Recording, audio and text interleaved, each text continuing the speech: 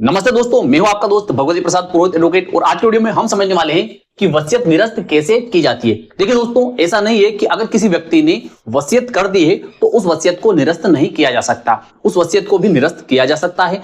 तो वसीयत निरस्त कैसे की जाती है, इस प्रक्रिया को आज के वीडियो में हम समझने वाले हैं। आपने चैनल को सब्सक्राइब नहीं किया तो चैनल को सब्सक्राइब कर लीजिए, बेल आइकन को प्रेस कर दीजिए और इस वीडियो को फटाफट लाइक कर दीजिए कि इस चैनल के माध्यम से आपको मिलती है सरल आसान भाषा में कानून की नई नई जानकारी। तो आइए वीडियो को शुरू कर लेते हैं। दोस्तों, कानून की किसी भी किताब को आप खरीदना चाहते हैं तो डिस्क्रिप्शन में जो लिंक दी गई उस पर आप क्लिक करें, वहां से जाकर आप किसी भी किताब को या अन्य किसी प्रोडक्ट को भी वहां से आप खरीद सकते हैं। तो देखिए दोस्तों, सबसे पहले हम यह समझेंगे कि वसीयत क्यों की जाती है।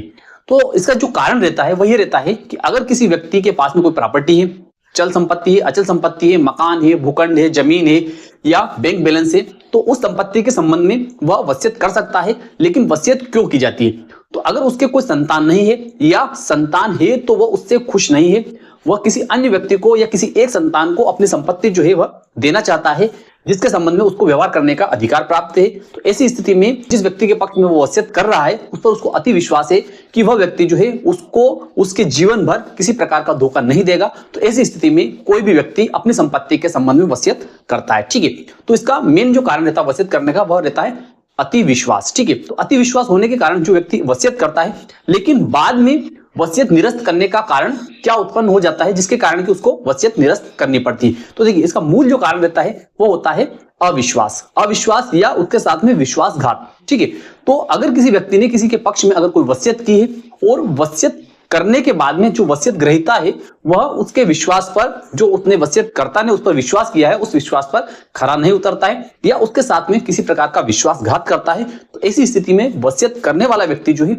वह उस वसीयत को निरस्त कर सकता है। ठीक है, तो वसीयत निरस्त करने की क्या कार्रवाई रहती है? तो देखिए, सबसे पहले तो हम ये समझेंगे कि जैसे वसीयत जो होती है वह सादे कागज पर भी हो सकती है। ठीक है, वह स्टाम्प पेपर पर भी हो सकती है, वह नोटरीकृत भी हो सकती है या फिर वह पंजीकृत भी हो सकती है। इसके संबंध में मैंने कई वीडियो बना रखे हैं, तो उनको आप जाकर देख सकते हैं कि यह वसीयत किस प्रकार की, कौन सी और कैसे होती है। ठीक है, अगर किसी व्यक्ति ने, जिसे मान लेते हैं कि यह वसीयत करता है, ठीक है, इस वसीयत कर्ता ने इस वसीयत ग्रहीता के पक्ष में किसी संपत्ति की, जैसे मान लेते हैं कि यह एक खेत है, ठीक है, इस खेत की इस बी के नाम पर वसीयत की है और वो वसीयत जो है इन दो साक्षीगण के समक्ष उस व्यक्ति ने की है। किसने?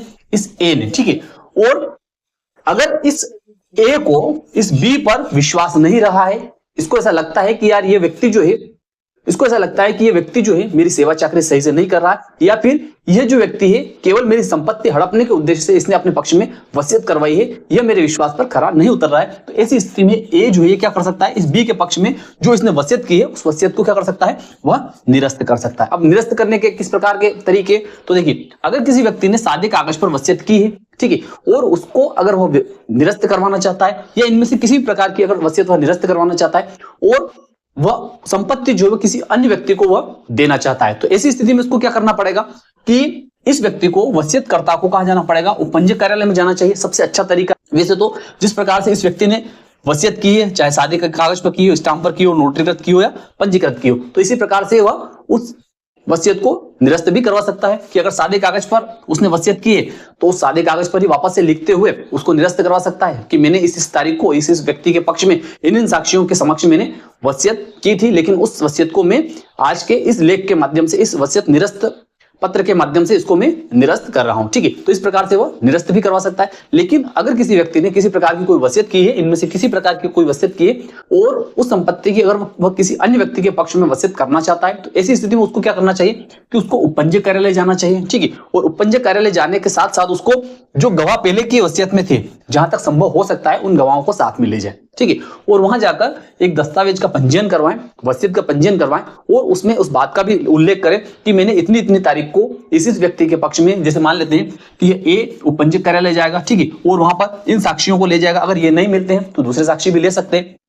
ठीक है, इन साक्षियों को साथ में ले जाएगा और वहां पर एक वसीयत वापस से तैयार करवाएगा और उस वसीयत में यह लिखवाएगा कि मैंने इस वसीयत से पूर्व इस व्यक्ति के पक्ष में, इस बी के पक्ष में मैंने एक वसीयत की थी, लेकिन इस व्यक्ति की सेवा से मैं खुश नहीं हूं, इसलिए मैं उस वसीयत को निरस्त करते हुए आज दिनांक को किसी, जैसे मान लेते हैं कि सी व्यक्ति के नाम पर वसीयत कर रहा हूं। ठीक है, तो पूर्व की जो वसीयत है वह निरस्त मानी जाए और आज दिनांक को जो मैं वसीयत इनके पक्ष में कर रहा हूं, सी के पक्ष में कर रहा हूं या किसी अन्य व्यक्ति के पक्ष में कर रहा हूं, उस वसीयत को मान्य माना जाए। ठीक है, तो इस प्रकार से कोई भी व्यक्ति अपनी वसीयत जो है वह निरस्त कर सकता है और उसी संपत्ति की किसी दूसरे व्यक्ति को भी वसीयत कर सकता है।